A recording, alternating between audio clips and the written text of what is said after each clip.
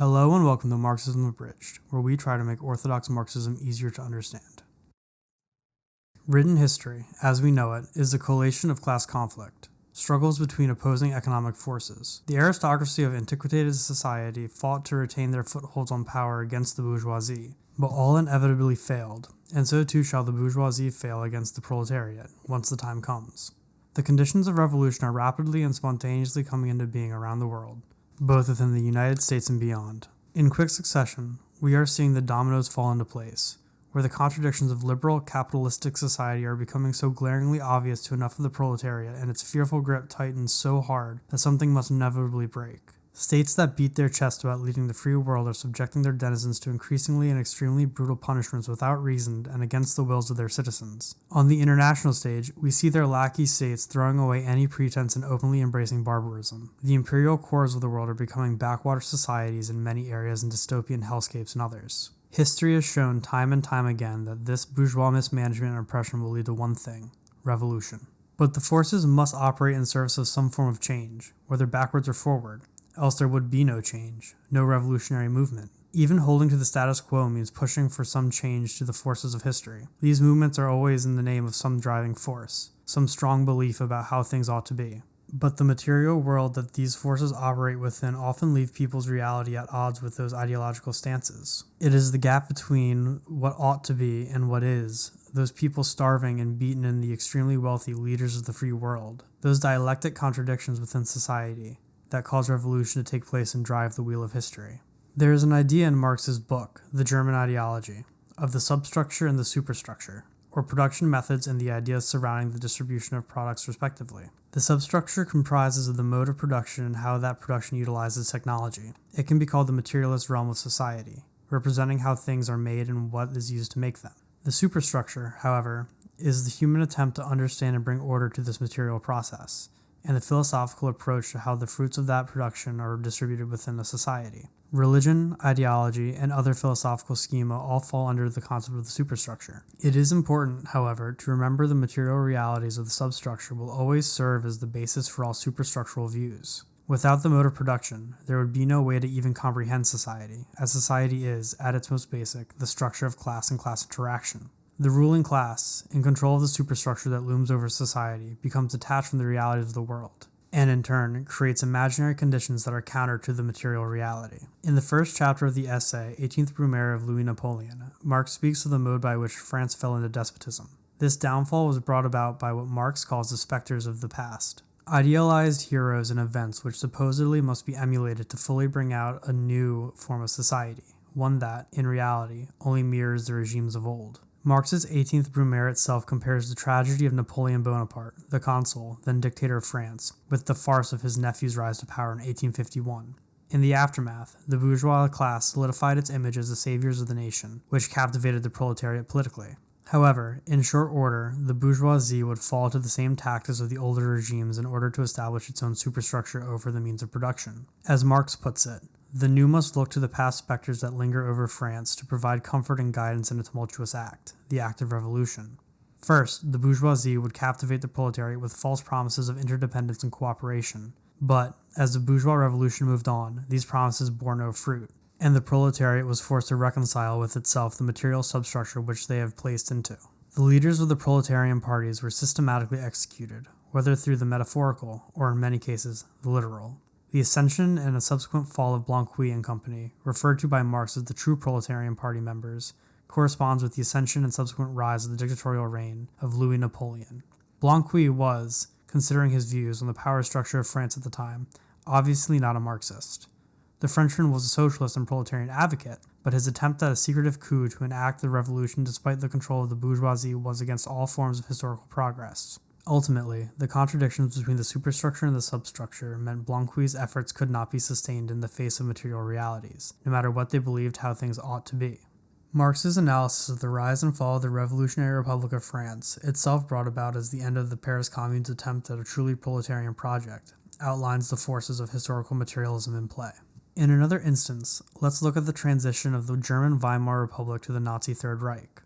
After World War I, the German people struggled not only with the humiliation of losing the First World War, but also with extreme poverty. There were points during the Weimar Republic that prices would inflate even hour to hour, showing the economic turbulence experienced by the workers. This material upheaval allowed for ideas such as the erroneous stab-in-the-back myth, blaming the German Jewish population for the defeat of Germany in the First World War. This, along with the utilization of the Freikorps to suppress the Spartacus Uprising, or German Revolution as many know it, by the Social Democrat Friedrich Ebert, led to a neutered left wing of the country. These lies were pushed heavily by the German bourgeoisie as a distraction from their own role in leading the country into a grossly destructive war they stood little chance of winning, and their continued material status above the German proletariat. Bourgeois leaders such as Julius Streicher helped publish anti-Semitic literature such as Ernst Heimer's Gift Pills, a children's book filled with fabrications such as the lie that the Talmud teaches Jewish people that non-Jewish populations should be enslaved. This rhetoric, combined with other bourgeois propaganda about communism and socialism being movements led by Jews to control the world, left the proletariat of Weimar Germany with both a material substructure leading to unrest and a bourgeois-dominated superstructure aiming their dissatisfaction away from the capitalist elite responsible for their material conditions. The Nazis were able to quickly capitalize on this anti-Semitic and anti-left sentiment, and the rise of the preeminent power would establish the Third Reich in 1933. It is also worth looking at the Soviet Union, which under unique historical circumstances formed with the goal to deliver a better life for the proletariat of Eastern Europe and beyond the Urals. The material conditions of Tsarist Russia were of abject misery, where the worker, both rural and urban, toiled for almost no pay. Even outright famine was not uncommon, further straining the material conditions faced by both workers and peasants. Yet much like pre-revolutionary France, the superstructure of the slowly industrializing Russia was dominated by absolutist and aristocratic interests, letting socialist movements transform the liberal February Revolution of 1917 to the communist October Revolution. This new Soviet Russia made some efforts to improve the material conditions of both workers and peasants, as well as improving the mode of production for peasants growing agricultural products. This effort, however, was short-lived. Stalin's regime, according to Berdiga in his essay Dialogues with Stalin, began to act on the global markets by producing what Stalinists would call socialist commodities, becoming effectively another capitalist actor within the global market. With the return of commodified production came the return of famines brought about by Stalinist Russia's need to sell grain on the global market, leading to events such as the Holodomor in Ukraine. Stalin came into power through the absence of clear directions within the Politburo after the death of Lenin, who acted as a kind of state capitalist Napoleon. Through swift action and brutal measures, Stalin quickly solidified his reign and purged all dissenters real or imagined. While many within the left admired the dictatorial manner in which this was done, it was by no sense organic. The Soviet Union was a young state, its developing institutions ripe to be taken advantage of.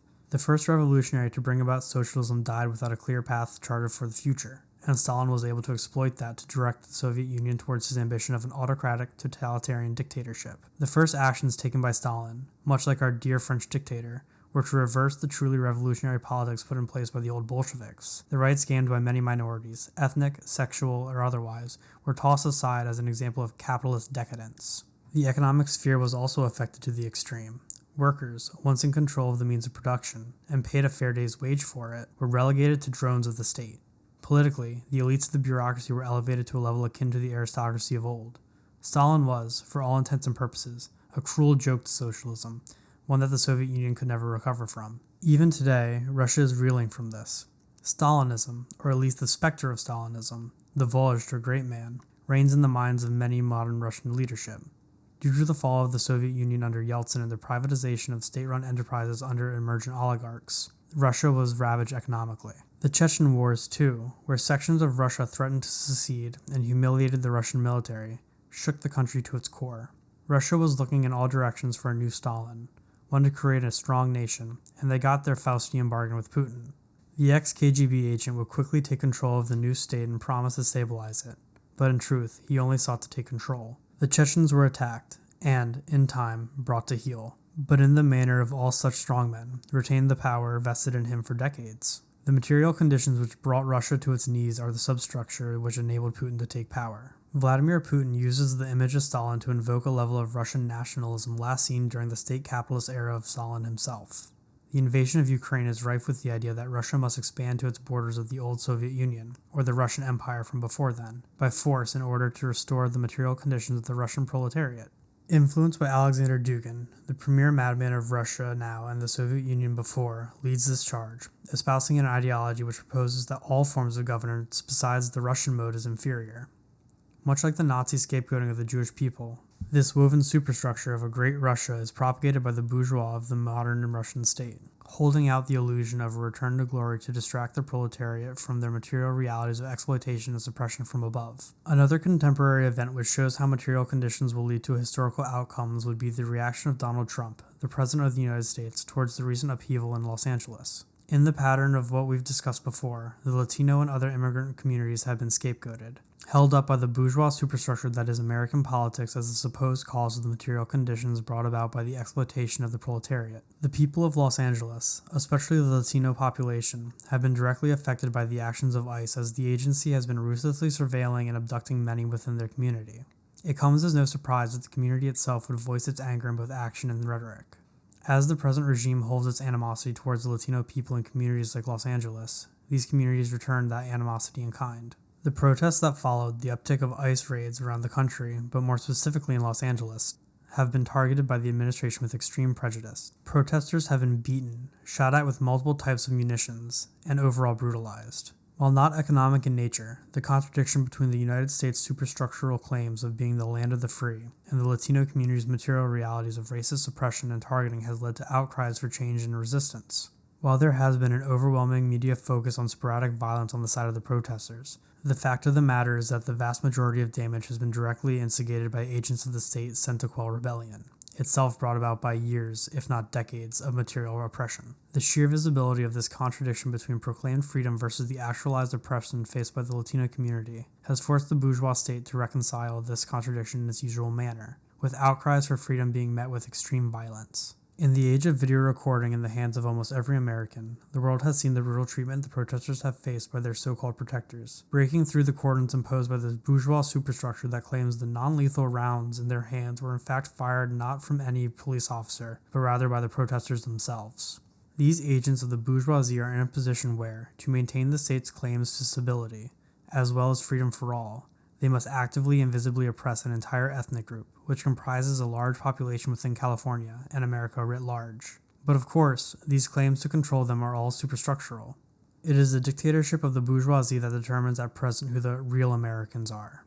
And to help maintain control, they develop these jingling keys of racism and anti-immigrant violence to hide the consequences of their uncontrolled ravaging of the proletariat in the world. But those material conditions can only be distracted from for so long, and now we see history in the making as Reaper drones fly above the city and Marine Corps are mobilized. With only a small handful of Americans actively protesting at a time, only some hundred in a city of millions, thousands of the state's attack dogs prepare for a domestic invasion, proving how terrified the current state is of losing control. While this invasion of a homeland city is shocking to many, it's not the first time. In 1992, after the beating of Rodney King and the acquittal of his LAPD attackers, the city of Los Angeles rioted, much like now. As tragedy, George Bush Sr. mobilized the same number of National Guardsmen to put an end to the event. Donald Trump's actions are mirroring this event as farce, down to the city and the mobilization rate. The extreme reaction was not necessary then, and is not necessary now, merely a show of force held by the bourgeois state. We see a new Napoleon, albeit a much more senile one, in Donald Trump, a tyrant who would rather see a military parade in his honor than the prosperity of his subjects. This senile Napoleon is willing to do whatever it takes to solidify his power and take the reins of the proverbial horse to force it to gallop towards oblivion. Our crazed dictator will stop at nothing to see his dynasty formed, but there will be little left once he has died for his heirs to rule. His children are ridiculed by the populace, along with other pathetic contenders to the fascist throne, and his cohorts are routinely likened to the National Socialists of old. It is only fitting that Elon Musk and him feuded for a short while, at least until Musk's contracts were threatened, that is. Napoleon is the tragedy that plagued France centuries ago, but Donald Trump is, most definitely, the farce. The Zionist project, which also occupies much of our current news, also follows from the forces of historical materialism. The State of Israel, as is commonly understood, formed in part as a response to the long persecution of Jewish communities in Europe, primarily in the Holocaust, but the origin of Zionism goes back well before Nazis' rise to power. Zionism, in the very basis of its ideological superstructure, reflects the material realities both of the Jewish population of Europe and the states these Jewish communities lived in. Jewish people across Europe certainly had plenty of legitimate fear for their lives and safety, with centuries, if not millennia, of persecution as the diaspora in Europe. As we discussed with Weimar Germany, the cultural distinctiveness of Jews and their enforced status as a permanent outgroup made it very easy for both absolutist and bourgeois rulers to use anti-Semitism as a distraction from their material exploitation of the lower classes. The possessions of these Jews was also something that these states could use, whether via expulsion, pogrom, or confiscation, to ease the material contradictions brought about by that exploitation.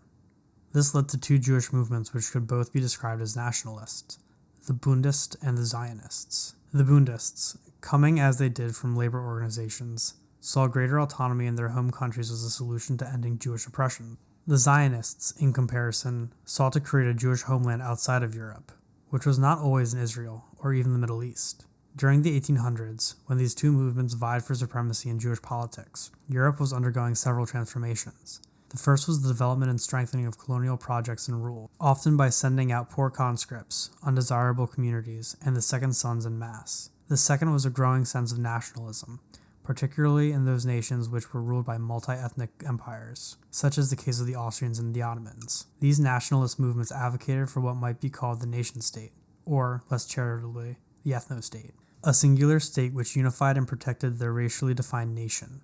While the Bundists could be arguably associated with some of these trends and its material aims, they fit the Zionist movement to a T. What we see now, then, in Israel and its politics, is the result of the superstructure and substructure which affected Jewish people in Europe becoming manifested in the Zionist colonial enterprise. Materially, it operates as any other colonial endeavor, subjecting other communities in its control to violence and expropriation. This is the substructure. However, as a result of the long history of persecution, and also in similar fashion to other ethno-nationalist movements, Israeli politics portray the country as being constantly under existential threat of its Jewish population being exterminated, a scenario that has not even had a chance of taking shape in the last 50 years minimum. This superstructural, institutional paranoia has both provided the Israeli state with endless license to commit colonial violence in furtherance of its material desires and ready connection to the portion of Jewish communities in the United States, though they both claim the backing of the entire Jewish American population, who will help defend support for Israel's actions alongside the far more influential support of American evangelicals. This ongoing invasion and depopulation of Gaza by the occupying forces of Israel, much like the continuing racist attacks by the American government and its institutions, has helped make plain the material contradictions of proclaimed ideology. These contradictions form the basis of class conflict, as exploited classes and people are increasingly shown the truths behind the superstructural lies of the ruling class. This, Marx argues, is how societies progress in a long history towards communism, where the absence of an elevated ruling class will mean the end of such contradictions. This does not mean that there will no longer be progress, or that we will reach an endpoint in all advancement. It is instead the end of these contradictions, as they would be solved. Needs would be met according to the requirements of all in society. Labor would be done in the name of the greater human project, instead of in the name of some capitalist captain of industry or imperial overlord. And all of this human activity will be done to meet the material needs of the people, not illusions crafted by the ruling class to control the material gains of society. If there were no more contradictions, no more lies in society, we would have been in a communist mode of production. However, the widespread social upheaval and ultimate revolutionary process due to these contradictions is required to reach this mode of production. There is no easy way to communism that does not involve the proletariat becoming aware of the change laid upon them. The only way forward is the mass recognition of these contradictions and the active attempt to reconcile them in earnest. This is why, as Marx said in the 18th Brumaire, the proletarian movements are ruthless in their internal scrutiny, as opposed to other bourgeois movements, who can gild their words and pat themselves on the back with half measures and failures. This is why, as Marx and Hegel state, that all great world historic facts and personages appear, so to speak, twice. The first time as tragedy, and the second time as farce. This has been Marxism Abridged. Thank you for listening.